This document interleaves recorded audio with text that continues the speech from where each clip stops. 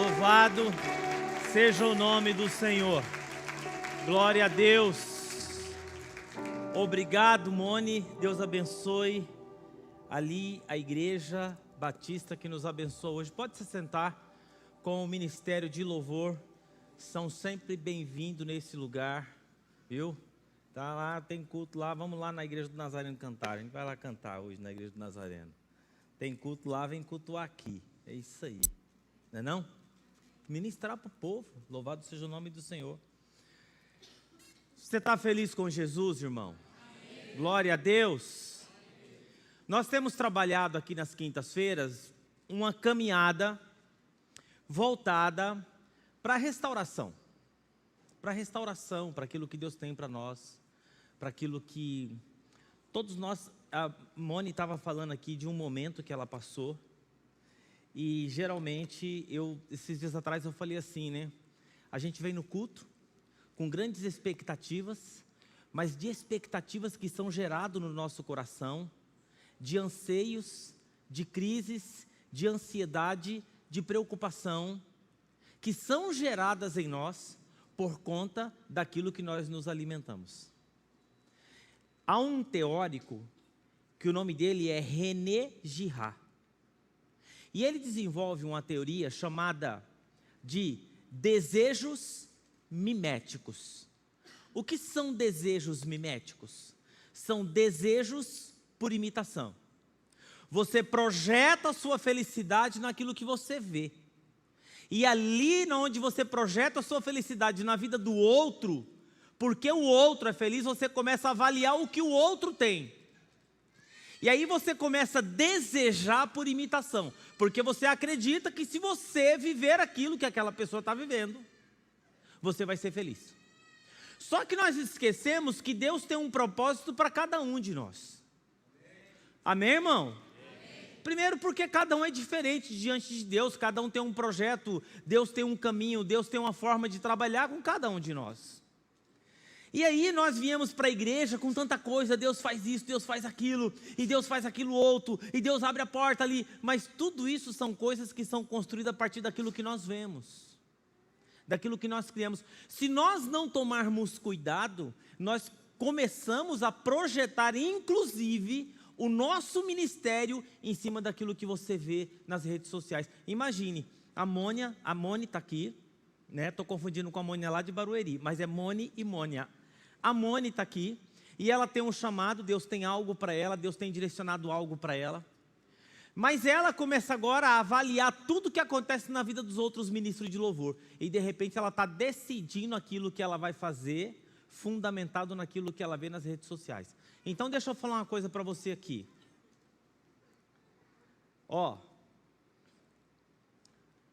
Like em rede social não é afetividade. Convite de amizade em rede social não é amizade. E Instagram é mentira. Aquilo ali já fala, é um mundo virtual. É um mundo virtual. Sabe o que é um mundo virtual? É um mundo virtual. As pessoas colocam no Instagram aquilo que elas querem que você veja. E se você começa a se alimentar disso, você acha que aquilo ali é verdade. E a gente se alimenta tanto dessas coisas, que a gente começa a desfrutar e ter momentos na nossa vida, que é assim, querido. Você começa a questionar, será que isso que eu estou vivendo é bom mesmo? Será que isso que eu estou fazendo é legal mesmo? E aí você fica dependente do like da pessoa. Você fica dependente do joinha da pessoa. Você fica dependente do kkkk da pessoa. Você já não consegue nem viver quem você é, o que você tem, o que Deus tem feito na sua vida. Um dos grandes impedimentos de cura emocional na vida das pessoas são as certezas. Semana passada eu falei sobre um realinhamento se faz necessário. Um realinhamento daquilo que você fala e daquilo que Deus quer para a sua vida. Porque aquilo que acontece ao nosso redor fora, depende daquilo de como que está dentro. E se você não fizer um realinhamento com a palavra de Deus, nada vai acontecer. Hoje eu quero falar sobre a restauração promovida pela palavra de Deus. Nós vivemos num tempo da igreja de muitas declarações. Declara aí, irmão. Declarações vazias. Profetiza aí, irmão. Sem falar que em alguns lugares a igreja virou a marca, e a marca da igreja é mais importante do que a palavra. Você tem a marquinha da igreja? Ai, então você está na plenitude, mas a palavra ninguém conhece. A igreja virou a marca, como virou marca de roupa. O sujeito coloca um terno lá, não sei das quantas, aí ele está na igreja lá, aí ele se sente, ai, eu estou aqui nesse lugar. É assim?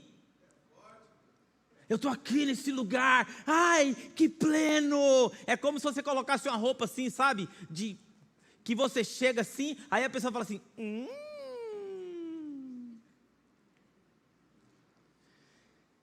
E eu quero falar alguma coisa aqui hoje para você relacionado à palavra.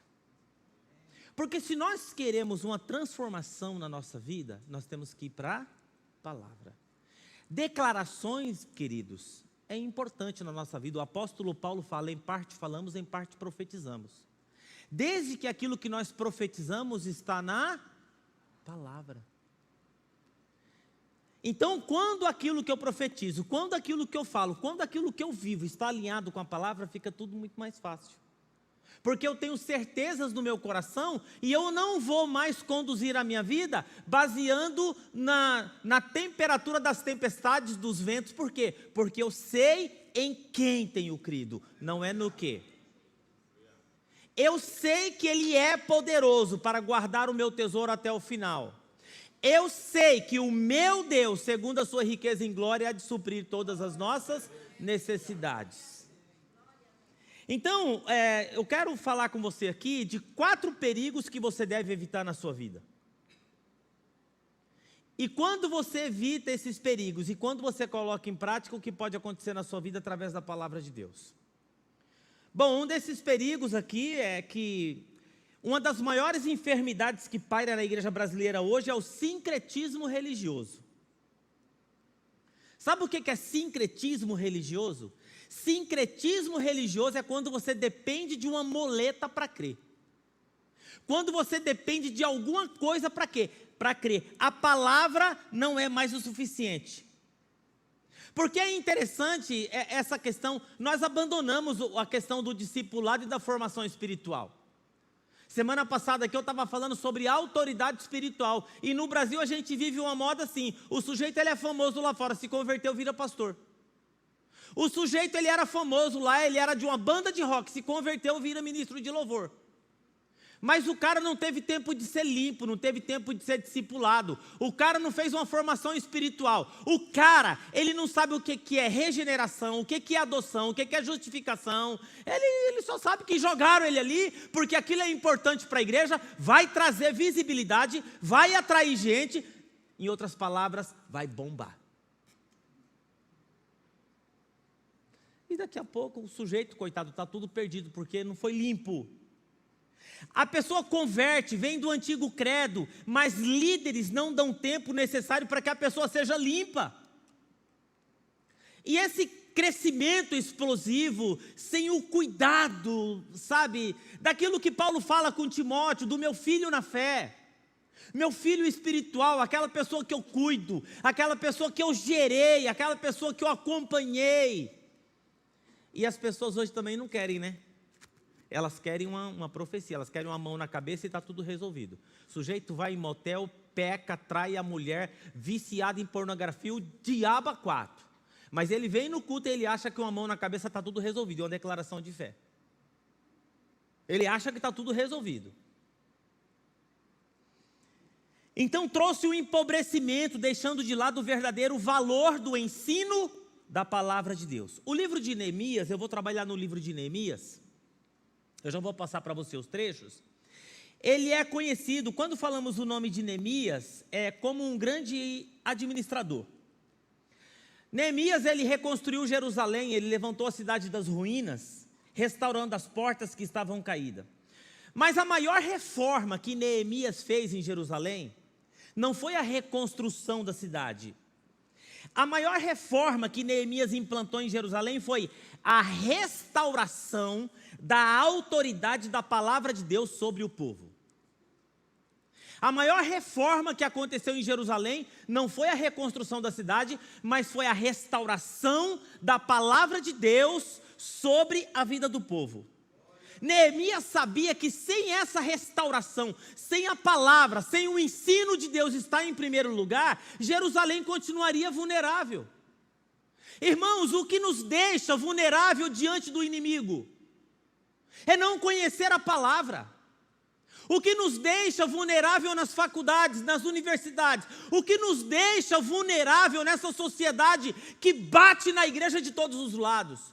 O que deixa os nossos adolescentes e jovens vulneráveis? Não tem certeza e convicção daquilo que crê. Vem na igreja porque o amigo vem na igreja porque a família vem na igreja porque o pai vem, mas não tem convicção, não sabe.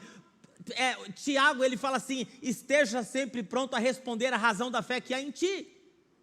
Porque quando você tem essa certeza e a palavra de Deus está ao centro da sua vida, você não vai se enveredar com essas conversas fiadas por aí, irmão. Você não vai se enveredar. Você não vai se enveredar com frasezinha de efeito em cima de púlpito. Você não vai se enveredar com um pastor que fala que você não precisa entregar o dízimo, porque afinal de contas, Deus conhece o seu coração. Falso profeta.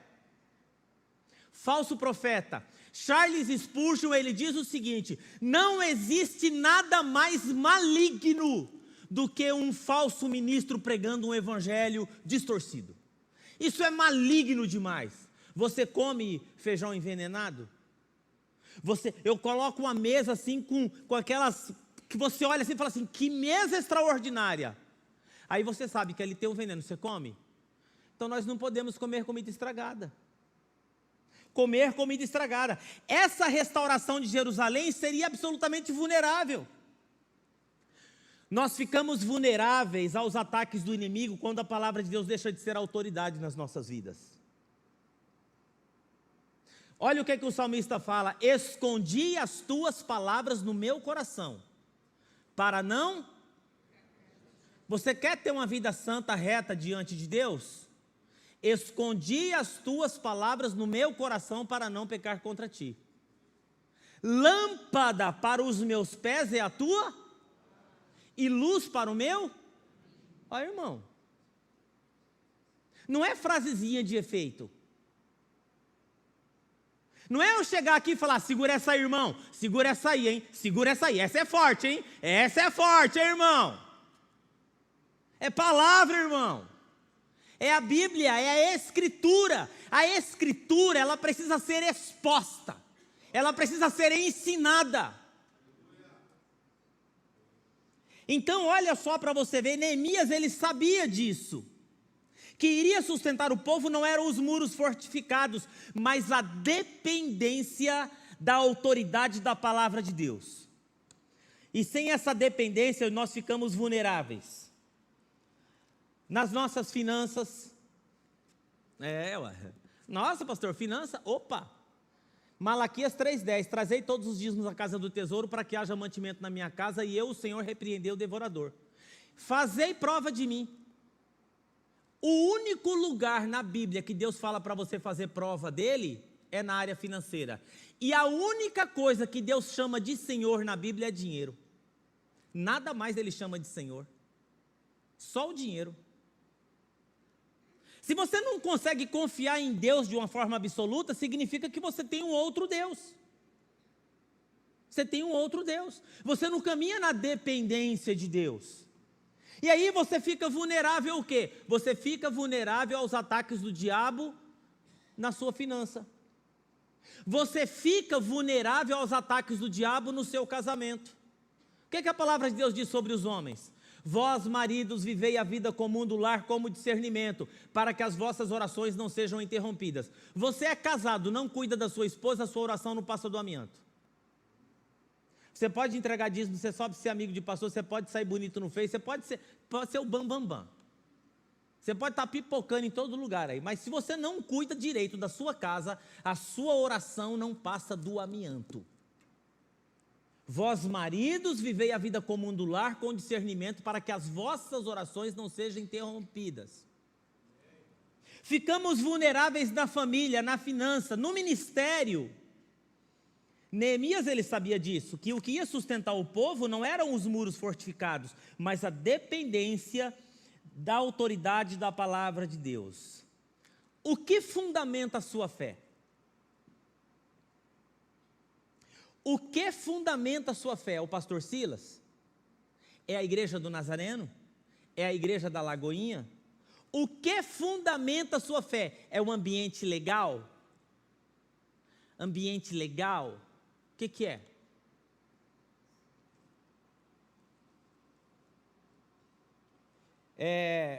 O grande impacto causado pela leitura da Bíblia na época de Esdras é comparável ao impacto da Bíblia na época da Reforma.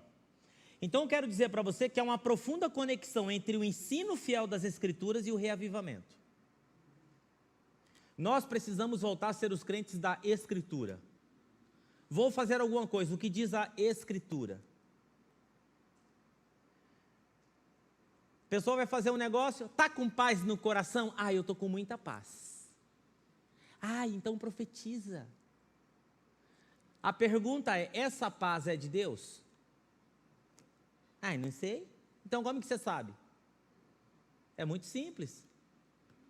Se eu sou casado, eu estou fazendo alguma coisa que eu estou em paz, e eu estou escondendo da minha esposa, então essa paz não é de Deus. Se eu estou fazendo alguma coisa que eu tenho que esconder dos meus filhos, e eu estou em paz, essa paz não é de Deus. Se eu estou tomando uma decisão nessa igreja aqui, de direcionamento ministerial para o futuro dessa igreja, eu sou pastor aqui há 20 anos, e eu tenho que esconder da minha equipe pastoral e da junta oficiais, mas eu estou em paz, essa paz não é de Deus. A sua paz, ela tem que ser iluminada pela palavra. Porque tem muita gente aí em paz, traindo, adulterando, com vícios, fazendo coisa errada, não respeita pastor, não está debaixo da autoridade de ninguém, faz o que quer, quando quer, na hora que quer, não dá satisfação da vida para ninguém, mas está com paz. Há caminhos que para o homem parecem ser caminhos de luz, mas no fim são caminhos que conduzem à perdição. Você quer ser crente para ir para o céu? Porque tem muita gente indo para o inferno via banco de igreja. Porque eu vou falar para você, irmão, para ir para o inferno via banco de igreja, eu já caio para o mundão logo, pelo menos prazer eu vou ter lá. Porque se você falar para mim que o pecado não dá prazer, é conversa fiada, eu já tive do lado de lá, eu sei como que é.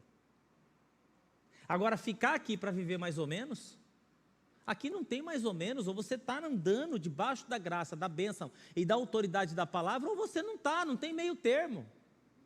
Deixa eu falar uma coisa para você, irmão, o muro é do diabo. O sujeito, ele foi para o inferno, tá ligado? E chegou lá, ele ficou em cima do muro. E do lado esquerdo, os capetão tudo chamava, vem para cá, vem para cá, vem para cá. Não, aliás, do lado direito, né? Do lado direito, o pessoal santo, o pessoal que foi para o céu, os crentes, né? Os crentes, os anjos, vem para cá, desce daí, vem para o nosso lado, vem para o nosso lado. E o lado dos capetão, os capetão ficavam tudo em silêncio. Os demônios, aquele povo, sabe? Todo mundo quieto, assim, olhando para ele de boa. Aí ele ficou muito encafifado. Ele falou, o pessoal aqui do lado aqui está me chamando, fica insistindo para me ir para esse lado aqui, e vocês não falam nada, vocês não dizem nada. Aí o capetão chegou para o cara e falou, sabe o que é, amigo? Você está enganado. O muro é nosso. O muro é nosso. Deus não divide a sua glória com ninguém. Ou você está debaixo da bênção e da autoridade de Deus, ou então você está debaixo da autoridade, da direção, da influência do Satanás. O senhor foi forte, eu estou falando.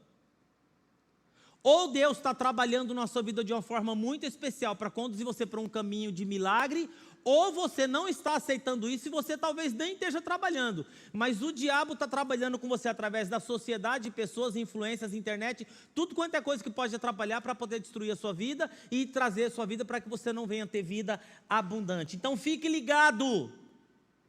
Então, sempre que a palavra de Deus é exposta, há um poder profundo na manifestação do Espírito, gerando despertamento espiritual, milagres, cura. Todas as vezes que aconteceram milagres onde Jesus estava, o que Jesus estava fazendo? Ensinando a palavra. Quando aconteceu um milagre com Pedro, que ele jogou a rede, o que Jesus estava fazendo? Ele estava fazendo o culto do milagre? Ele estava fazendo o culto da vitória? Não. A Bíblia diz que ele estava ensinando. E Pedro não havia pegado nada. O que ele estava ensinando eu não sei. Mas uma coisa eu sei. Que Pedro falou assim: pesquei a noite toda. Plano B. Sabe o que é plano B? Estou lavando as redes, esgotou todos os meus recursos. Porém, sob a tua palavra. Sobre aquilo que o Senhor pregou, sobre aquilo que o Senhor ensinou, sobre aquilo que o Senhor mandou eu fazer, eu vou confiar, eu vou lançar as minhas redes sob a tua palavra.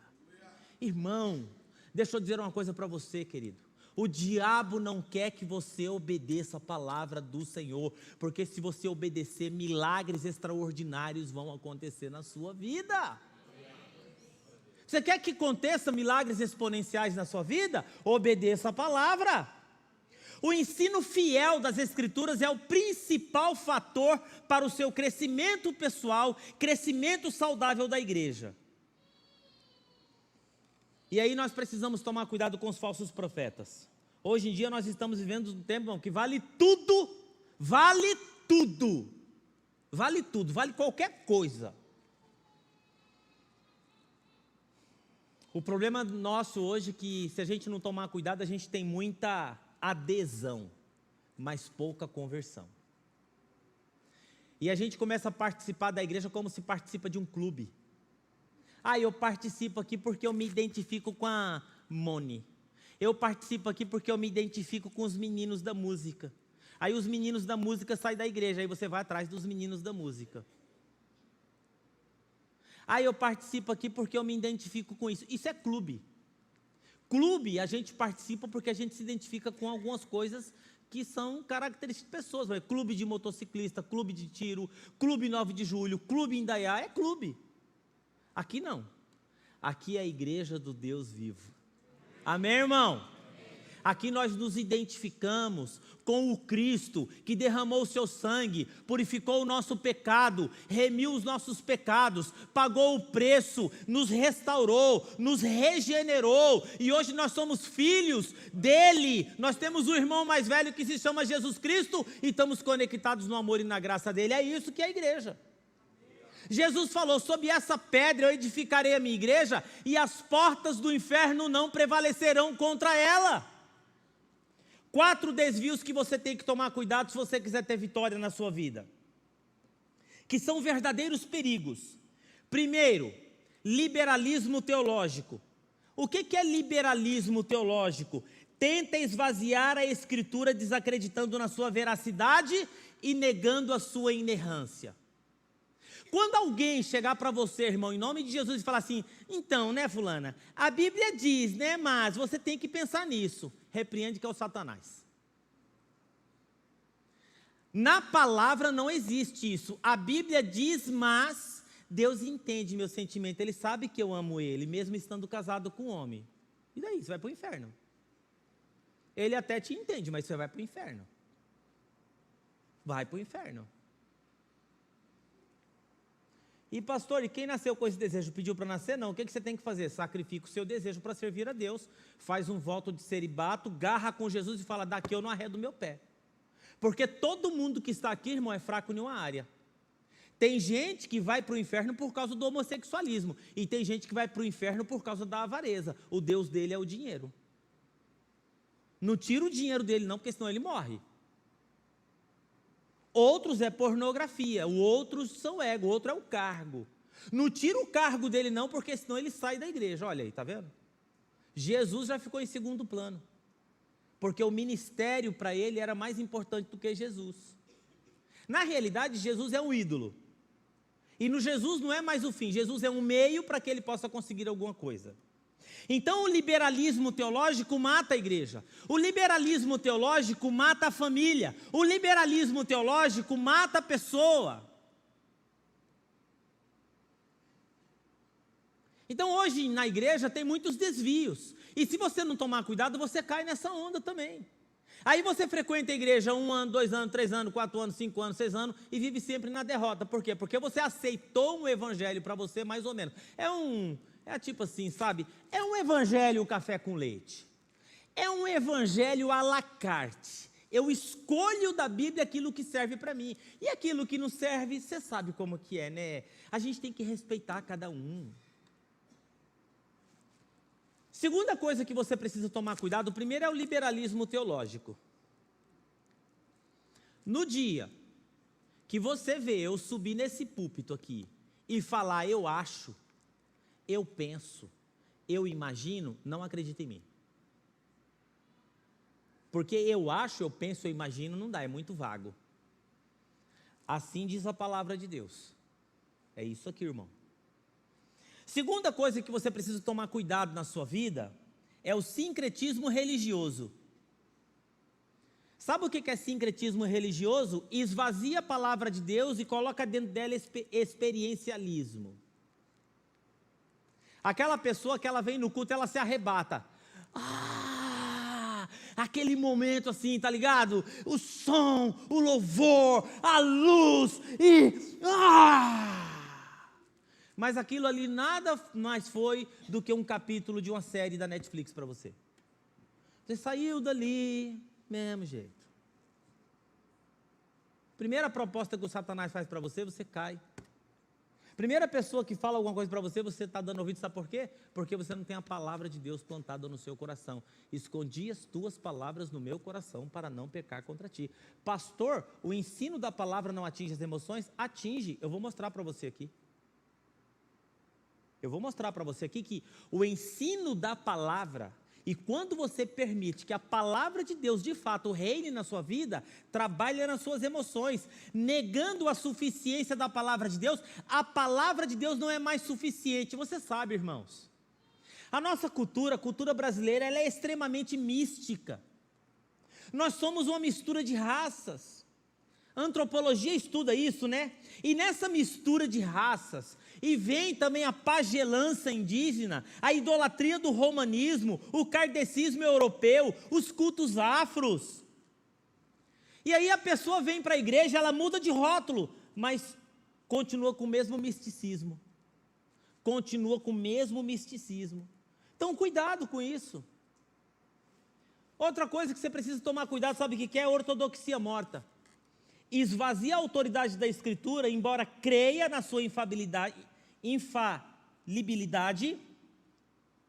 não coloca em prática. Já dizia o pregador, a igreja precisa viver tudo que prega para pregar tudo aquilo que vive. Amém, irmão? Amém. Então repete comigo, fala, a igreja precisa viver tudo que prega para pregar tudo que vive. Homens mortos tiram de si sermões mortos. Esse louvor aqui, ó, se essa galera que está na presença de Deus e no óleo, na graça e na unção, um show do YouTube para mim é melhor. Porque nós estamos falando de música e apresentação, ou outra banda aí, sei lá, qualquer. O que faz a diferença aqui é a vida. É quem eles representam. É o reino de Deus, é a vida deles. A maior autoridade na vida deles é a autoridade da palavra de Deus na vida deles, no cotidiano. E quando eles sobem aqui, e os nossos ministros e os nossos pastores sobem aqui, o que valida a vida? É a vida. É a autoridade da palavra na vida.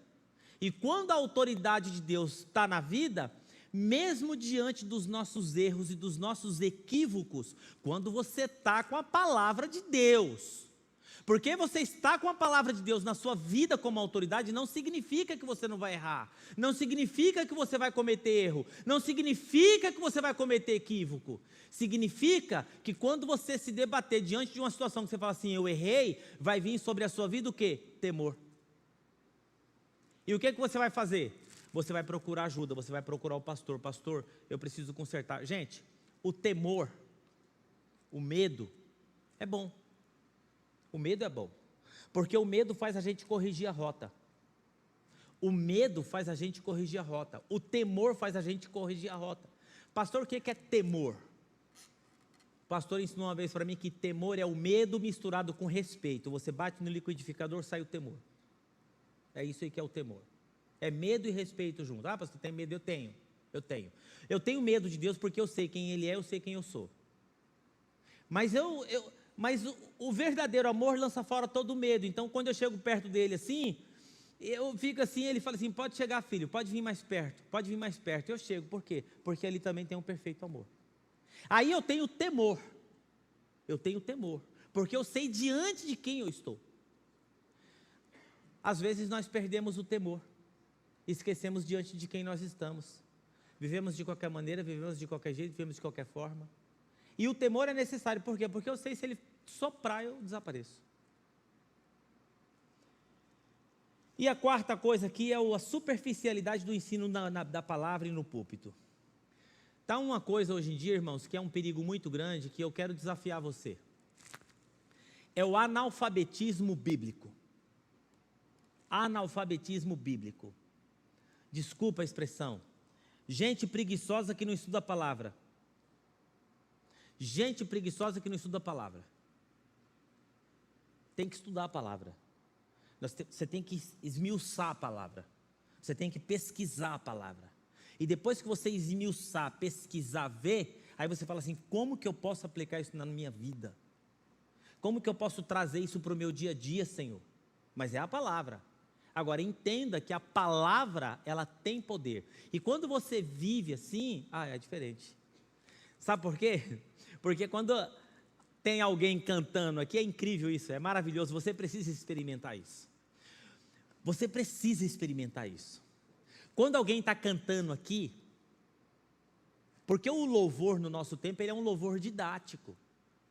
No louvor você adora, no louvor você entrega a sua vida, no louvor você se conecta com Deus. E é interessante que quando a pessoa está cantando aqui, se você está conectado com a palavra, e se a palavra de Deus é autoridade na sua vida, o Espírito Santo vai visitando a sua mente e o seu coração, assim, vai visitando a sua mente e o seu coração, vai visitando a sua mente e o seu coração, vai visitando a sua mente e o seu coração. Mas você está conectado ali, você está junto, você está adorando junto. Então, nós temos que tomar cuidado, irmãos, porque hoje em dia é muita palha em vez de pão. É muita palha em vez de pão. E a gente fica se alimentando com sopa rala. A gente fica se alimentando com frasezinha de WhatsApp. O sujeito, ele lê uma frasezinha no WhatsApp que mandaram para ele. Ai, que momento maravilhoso. Já tive o meu momento com Deus. Aí depois começa a vir um monte de pornografia para ele. Já teve meu momento com Deus, então pode vir qualquer coisa, pode rolar qualquer coisa. Deixa eu dizer uma coisa para você. Limpe o seu WhatsApp. Limpe o seu WhatsApp de gente que não agrega absolutamente nada na sua vida. Limpe o seu Instagram, limpe o seu Facebook com gente que não agrega nada na sua vida. Esse tempo atrás, eu fiz um exercício, limpei. Era muita coisa, eu falei, isso que não agrega nada, não está conectado com aquilo que eu quero, não está conectado com aquilo que eu quero caminhar, não está conectado com aquilo que eu penso, limpa. E fui limpando. Aí eu coloquei assim, quem desse Instagram, de fato, eu preciso me conectar? A membresia da minha comunidade, só. É isso que eu preciso, mais nada. Porque senão, primeiro, o diabo ele é sujo. Ele é sujo. Quanto tempo você passa rolando ali o negócio? Quanto tempo você passa rolando aquele negócio ali? Quanto tempo você fica clicando ali para você ver os stories, a vida de todo mundo ali, vida de todo mundo? Você sabe por que a tartaruga vive 300 anos? Você sabe por que a tartaruga vive 300 anos? Você não sabe? Tem um segredo. Ela cuida só da vida dela.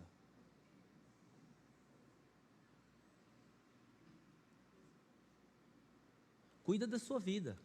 Mas eu estou falando cuida da sua vida, cuide das suas emoções.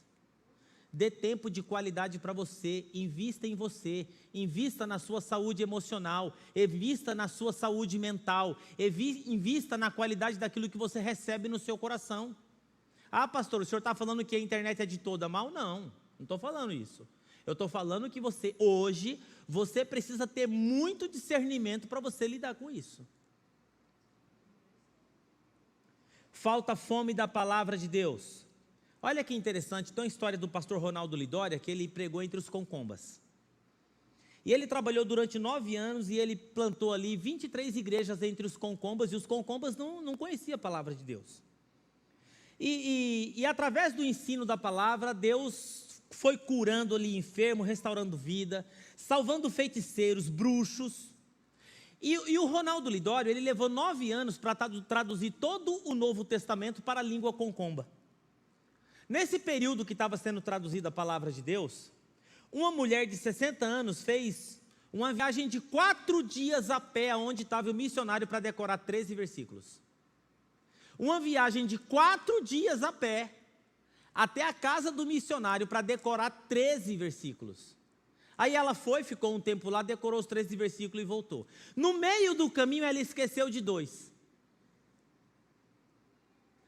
Ela andou mais 1 dia e meio de volta na casa do missionário, para poder decorar de novo os 2 versículos que havia perdido.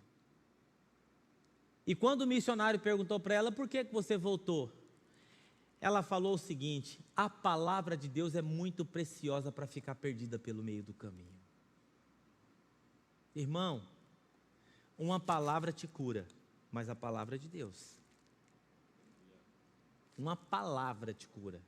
Um versículo pode descer uma graça, uma unção de Deus na sua vida, assim, ó, que te restaura em nome de Jesus. Nesse contexto de Neemias capítulo 8, é um grande modelo da pregação que produz verdadeiro crescimento espiritual. Primeiro, o púlpito é o trono onde Deus governa a sua igreja. João Calvino disse isso. De onde Deus governa a sua igreja? Do púlpito. Faltou ensino aqui, a igreja adoece. É aqui, irmão, o púlpito. E o louvor também. Aqui não dá para cantar qualquer coisa. Não dá para cantar qualquer coisa aqui. Tem que ver a música, tem que ver o cantor. E não é também qualquer um que sobe aqui. Eu já falei para vocês que nesse púlpito aqui só sobe cantor e músico que frequenta a igreja que tem pastor. Músico e cantor que não tem igreja e não frequenta pastor aqui não sobe. Quem te alimenta? Para quem você dá a satisfação da sua vida? Quem cobra onde você vai, o que você vai, com quem você vai? Quem que cuida do seu casamento? Quem diz para você não? Ah, não tem ninguém, eu respondo para Deus. Aqui, malandro, aqui não. Aqui não. Esse ajuntamento do povo para ouvir a palavra deve ser espontâneo. Quais os efeitos na nossa vida quando deixamos a autoridade da palavra de Deus direcionar os nossos atos? Primeira coisa, atinge o intelecto. Olha o que diz o verso 8. Leram o livro da lei de Deus, interpretando e explicando, a fim de que o povo entendesse o que estava sendo lido. Então, quando você vem aqui, que eu prego, que a Dani prega, que o Reginaldo prega, pastor Júlio prega, pastor Tiago, Mateus prega, você tem que sair daqui com 2 coisas. Eu entendi o que Deus quis falar para mim através da palavra. Porque quando você vem no altar em cima daquilo que Deus falou para você na palavra. E se aquilo que Deus falou para você na palavra não está correto, aí você vem no altar. Você fala: Senhor, eu quero fazer uma aliança contigo nessa área que a tua palavra falou comigo para que eu pudesse alinhar. A pregação, querido, ela é dirigida à mente. Transformai-vos pela renovação da vossa mente, diz Paulo, para que você possa compreender qual é a boa, perfeita e agradável vontade de Deus para a sua vida. O que é transformai-vos? Você faz a análise morfológica da palavra, você tira o prefixo, você tira o sufixo, fica no meio lá a origem da palavra, que é forma.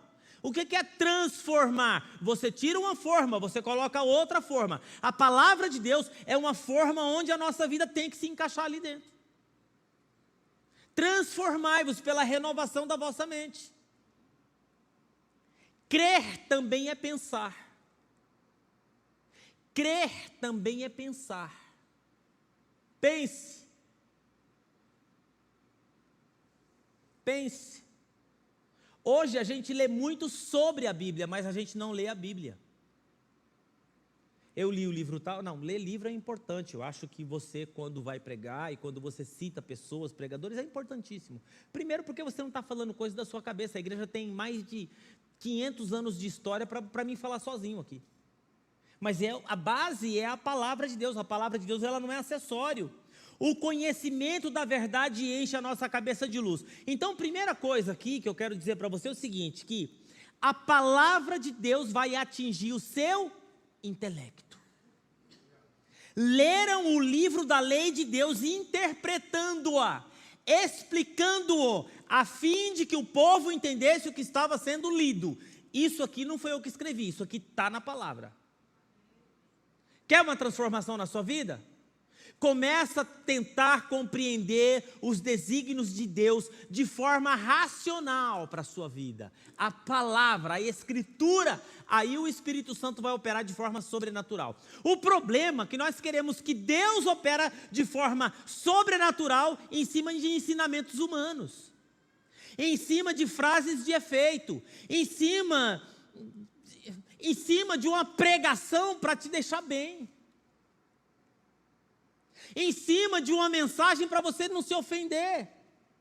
Aí você continua com a vida do pecado, aí não tem transformação. A pregação é dirigida à mente. Segunda coisa, atinge a emoção também. Atinge a emoção. Então Neemias, o governador, Esdras, sacerdote, escriba e os levitas, olha que interessante, que estavam instruindo o povo, disseram a todo: esse dia é consagrado ao Senhor o nosso Deus.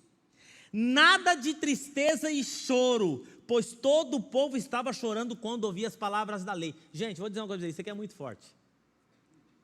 Aqui estava acontecendo a restauração do povo. O povo tinha se afastado da lei de Deus. O povo tinha se afastado dos preceitos de Deus. O povo tinha se afastado dos princípios e dos valores.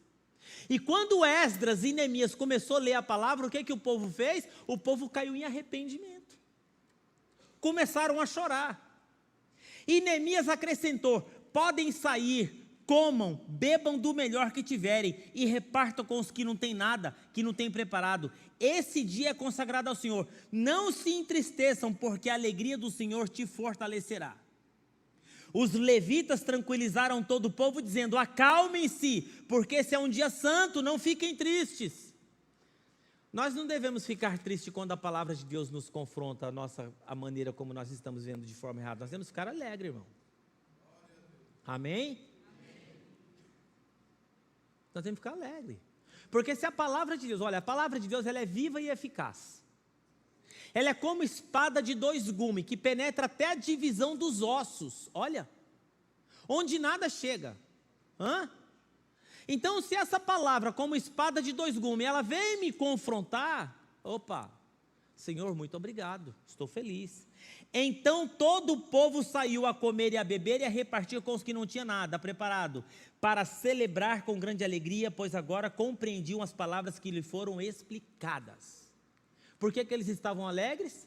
Porque eles compreendiam a palavra. O povo teve duas reações. A primeira reação foi choro pelo pecado. Deixa eu falar uma coisa para você, irmão.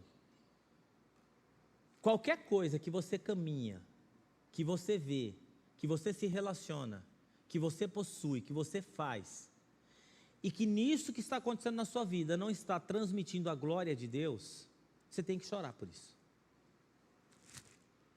E se você não tem força, você tem que cair de joelhos. Quanto mais perto de Deus você está, mais você tem consciência de que é pecador. Lembra de Isaías? Ai de mim, porque vou perecer. Sou um povo de lábios impuros e habito num povo de impuros lábios, e os meus olhos viram o Senhor. E aí ele cai de joelhos. O Éden tentou lançar dúvida, dinheiro, poder, tentou lançar dúvida sobre a palavra de Deus. Outra coisa, a alegria da restauração, né? Se ela tem origem divina, quem conhece essa alegria não olha para trás como a mulher de Ló. Então eu vou falar uma coisa para você, irmãos. Deixa a palavra de Deus dirigir a sua vida aí. Para de arrumar caminho. Para de tentar atalho. Para de tentar encontrar alguém que você quer que diga aquilo que você quer ouvir. Para de tentar encontrar alguém que você quer que aceite aquilo que você quer decidir. Sabe aquelas pessoas quando chamam o pastor para tomar decisão, pastor Rodrigo, mas ele já tomou? Pastor, estou aí para tomar uma decisão, quero que o senhor ore por mim, mas já tomou. Agora é orar e pedir direção a Deus. Deixa Deus dirigir, deixa a palavra de Deus dirigir. Deixa a palavra de Deus orientar. E por último o seguinte, atinge o intelecto, atinge a emoção e atinge a vontade. Lembra de Isaías? A quem enviarei quem há de ir por nós? O que Isaías fala? Eis-me, envia-me a mim. O povo obedeceu à voz de Deus, versículo 12.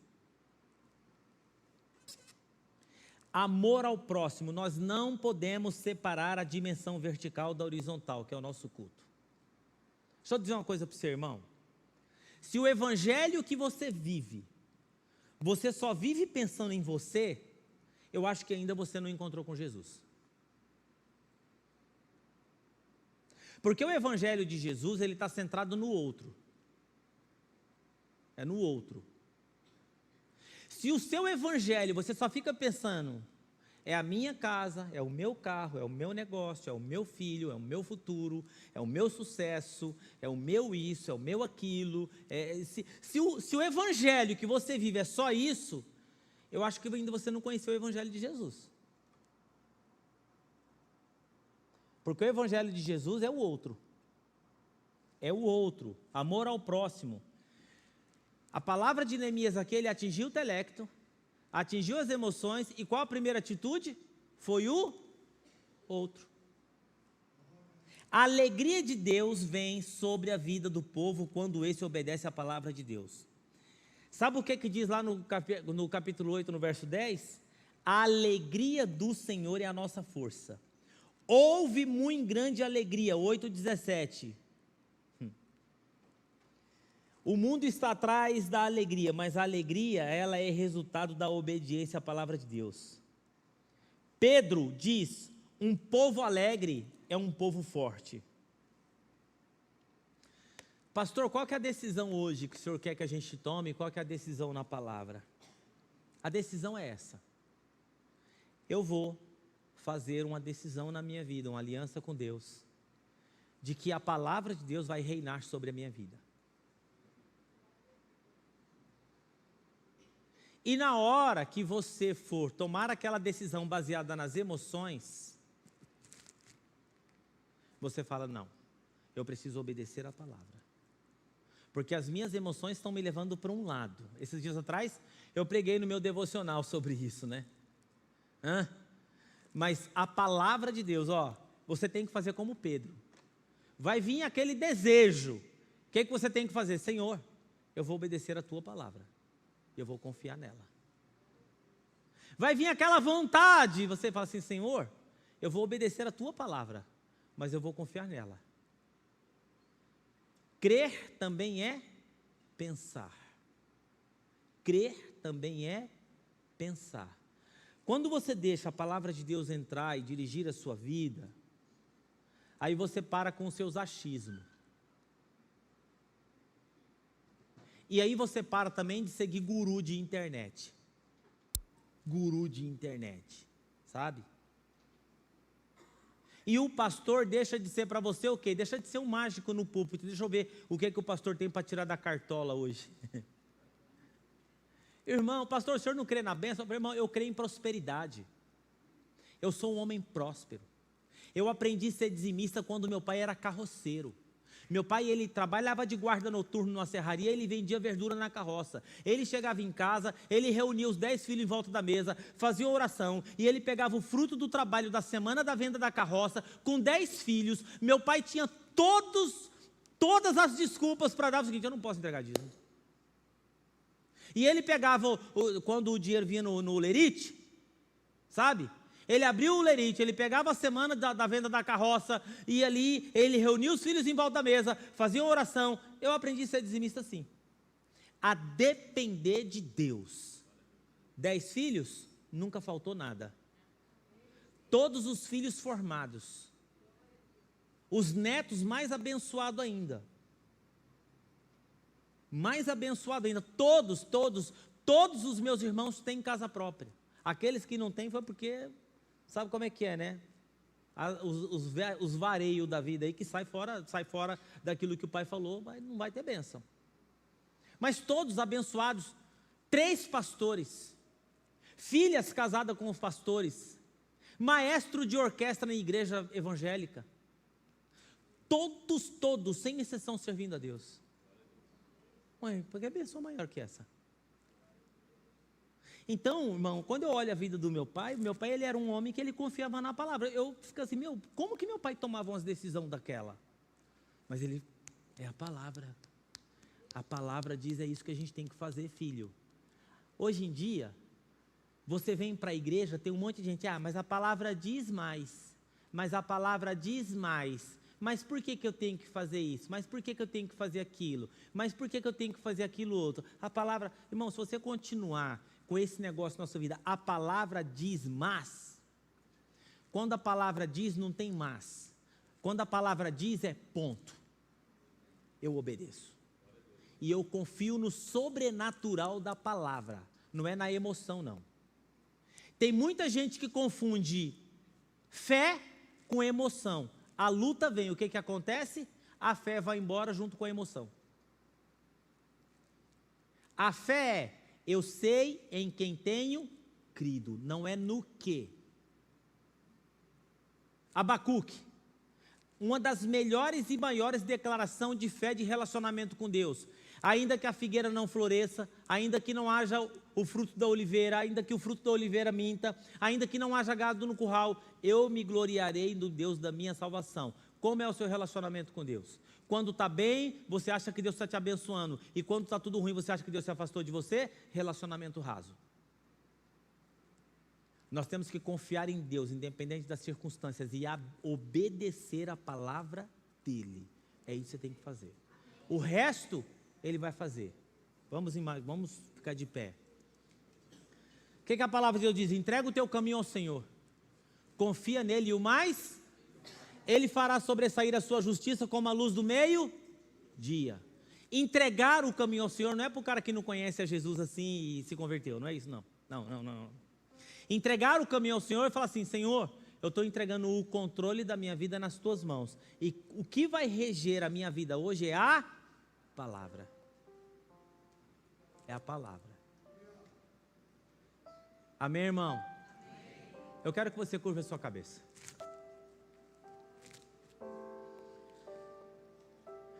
Eu vou fazer uma oração aqui, para você que quer fazer uma aliança com Deus, de uma virada de Deus na sua vida. Você pode até mudar o nome dessa mensagem, uma virada na minha vida.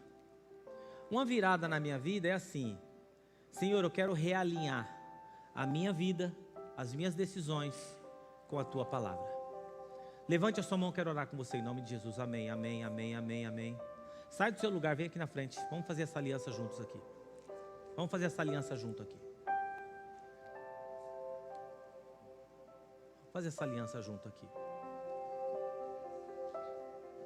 Para de pedir conselho para amigo de internet, para de pedir conselho para mulher do salão, para de pedir conselho para o cara que corta o seu cabelo. Para, vai para a palavra, meu, vai para a palavra.